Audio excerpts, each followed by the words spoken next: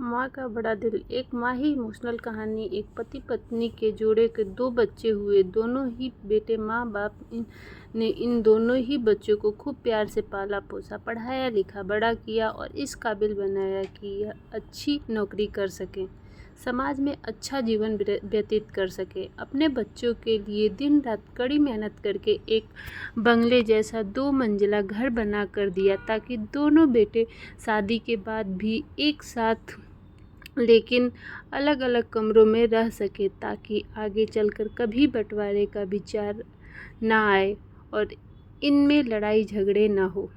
दोनों बेटों को अच्छी नौकरियां लग गई। दोनों की ही शादी हो गई। बड़ा बेटा जो घर के पहले माले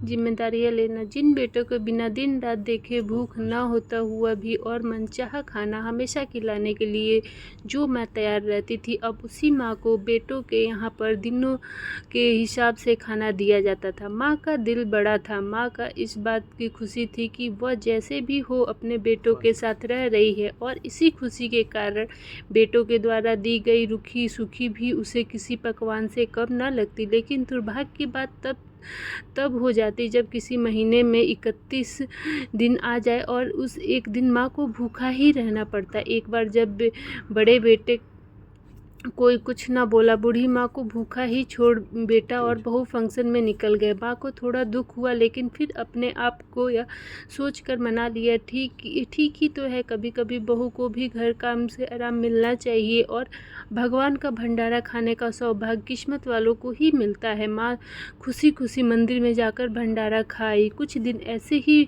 बीत गए। एक दिन बड़े बेटे को छुट्टी थी। बेटा, बहू और उनका बच्चा अपने घर में साथ में समय बिता रहे थे। माँ बाप छोटे बच्चों को पूछे रहे थे कि वह बड़ा होकर क्या बनना चाहते हैं और क्या करना चाहते हैं। छोटे बच्चे ने बड़े ही सरल भाव से माँ बाप को उत्तर देते हुए कहा, बड़े होकर वकील बनना चाहता हूँ। उसकी इच्छा इस घर से भी बड़ा एक घर लेने की है, लेकिन वह घर मंदिर के पास होना चाहिए। माँ से जमीन खिसक गई।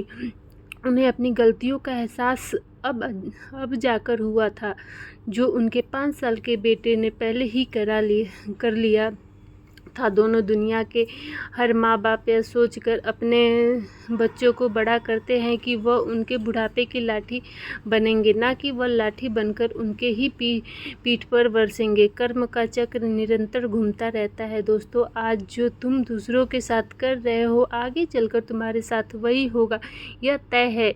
इसलिए हमेशा याद रखो कि दूसरों के साथ वैसा ही बर्ताव करो जैसा तुम चाहते हो कि बाकी लोग तुम्हारे साथ करें। धन्यवाद।